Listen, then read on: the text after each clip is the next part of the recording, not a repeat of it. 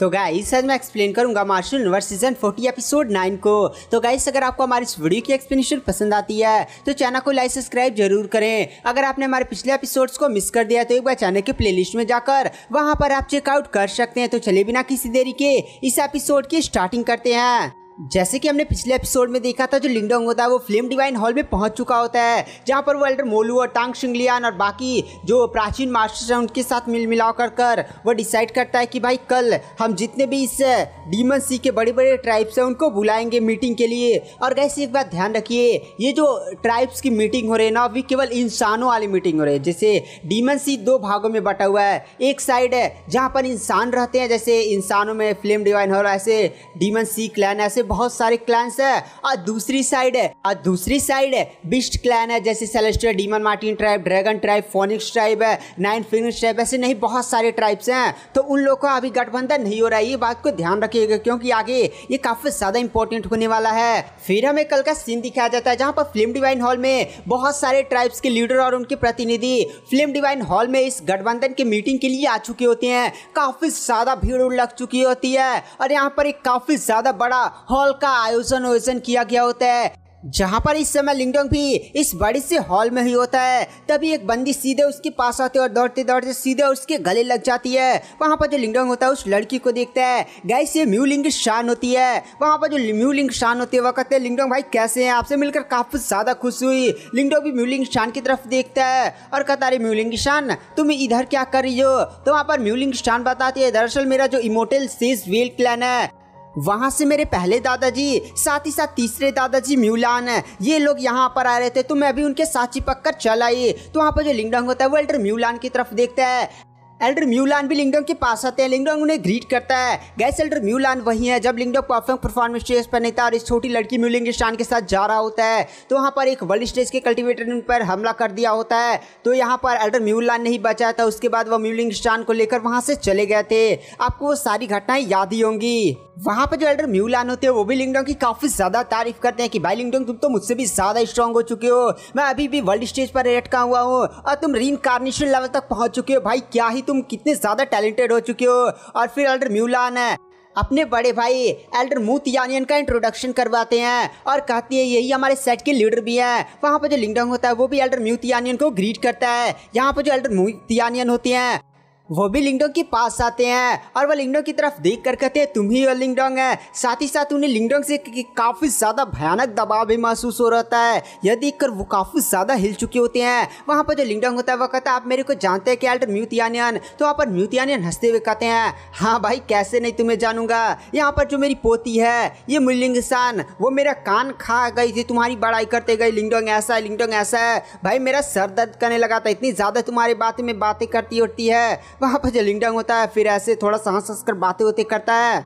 और फिर कुछ टाइम बाद है यहाँ पर जो मीटिंग्स होती है वो शुरू हो जाती है। ऐसे बड़ा सा हॉल था, बड़ी सी हॉल के अंदर जो बीच वाला एरिया था वहाँ पर और जो प्राचीन मास्टर्स होते हैं उन्हीं बीच वाली कुर्सियों पर बैठे होते हैं, जैसे flame master, darkness master, chaos master, ये सारे लोग हैं उन्हीं कुर्सियों पर आराम से बैठे होते हैं। यहाँ पर जो इंगू आनवान होती है वो भी लिंगडोंग के पास आती है और उसका हाथ पकड़ते हुई बीच कुर्सियों पर ले जा रही होती है। तो लिंगडोंग बोलता है, अरे इंगू आनवान तुम जाओ यार, तुम बैठो ना, मैं साइड में ही रह लेता हूँ। लेकिन वहाँ पर जो इंगू आनवान होती है वो खींचते हुए लिंगडोंग को लेकर जाती है और बीच वाली कुर्सियों पर बैठाती है। मतलब समझ रहे हैं, जो बड़े बड़े लोग थे वो आगे थोड़ा सा बैठे थे और बीच वाली कुर्सियों पर केवल प्राचीन मास्टर्स ही बैठे थे जो काफी ज्यादा स्ट्रांग थे। तो यहाँ पर आसपास थोड़ा सा खुसफुसाहट भी शुरू हो जाती है कि भाई ये बंदा कौन है, या क्या वही लिंगडोंग है। कुछ लोग पहचानते थे कि भाई लिंगडोंग की कल्टीवेशन तो हमने जब देखा था परफेक्ट परफॉर्मेंस स्टेज के एडवांस लेवल पर थी, तो बीच वाले पर केवल काफ़ी ज़्यादा स्ट्रॉन्ग बैठे हुए हैं। तो ऐसे बहुत सारी थोड़ी सी बातें होती शुरू हो जाती है, थोड़ा निंदा भी उसी में शुरू हो जाता है। यहाँ पर जो प्राचीन मास्टर्स जैसे फ्लेम मास्टर,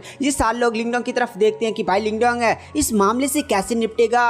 वहाँ पर जो लिंगडोंग होता है वो एक ही झटके में अपनी भयानक पावर को अनलिस्ट करता है और एक ही झटके में आसपास जैसे लिंगडोंग की यहाँ पर दबाव फैलता है पूरे एरिया में, एक काफ़ी ज़्यादा भयानक दबाव फैल जाता है। यहाँ की जो रीइंकार्नेशन के फर्स्ट रिवोल्यूशन वाले बंदे होते हैं वो भी लिंगडोंग की आवाज से कांप चुके होते हैं। यह देखकर वो लोग भी काफी ज्यादा शौक हो जाते हैं कि भाई लिंगडोंग सच में काफी ज्यादा टैलेंटेड है, वो और इसकी कल्टीवेशन रीइंकार्नेशन लेवल तक पहुंच चुकी है। लेकिन नॉर्मल रीइंकार्नेशन लेवल के बंदा नहीं है, ये बहुत ही ज्यादा स्ट्रांग है। अब सारी खुशफुसाहटें बंद हो जाती है। यहाँ तक कि जो दो बड़े ट्राइब्स के लीडर थे, जैसे 10,000 सी सेक्ट के उसवान ने दो बड़े सेक्ट थे, और उस दूसरा था इमोर्टल वेस्टेस क्लैन, इनके भी लीडर्स एकदम हिल जाते हैं कि भाई लिंगडोंग तो सच में काफ़ी ज़्यादा स्ट्रांग है। फिर यहाँ पर जो तांग शिंगलियांग होती है वह अरीना के बीच में एंटर करते हैं और कहती है शांत हो जाइए। तो आप लोग सब जानते हैं कि यहाँ पर हम लोग क्यों इकट्ठा हुए हैं। रीज़न ये है कि ईमो का हमला हो रहा है, और आप लोग भी जानते हैं कि डीमन साइन के ह्यूमन वाले एरिया पर जब हीमोस का हमला होना शुरू हुआ तो 120 से भी ज्यादा ट्राइब्स खत्म हो गई।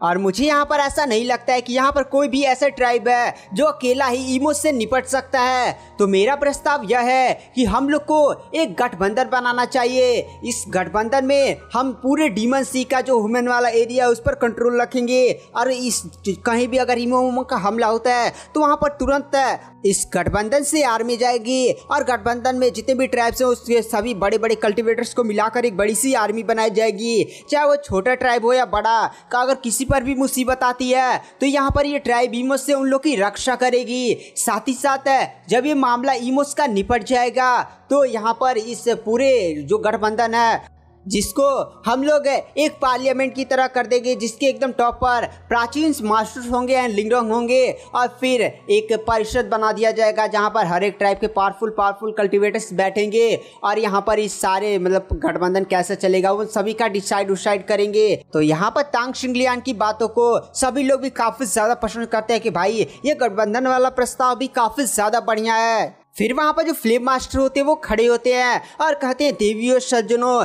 यहाँ पर ये ईमो का हमला केवल एक ही बार नहीं होगा, बल्कि ईमो धीरे धीरे सक्रिय हो रहे हैं और इस पूरी दुनिया पर कब्जा करना चाहते हैं। वो हर एक बड़ी बड़ी ट्राइब्स को खत्म कर देंगे और पावरफुल कल्टिवेटर्स को इस दुनिया से मिटा देंगे। अगर इस दुनिया पर ईमो का कब्जा हो गया तो आप समझ सकते हैं आपके साथ क्या होगा।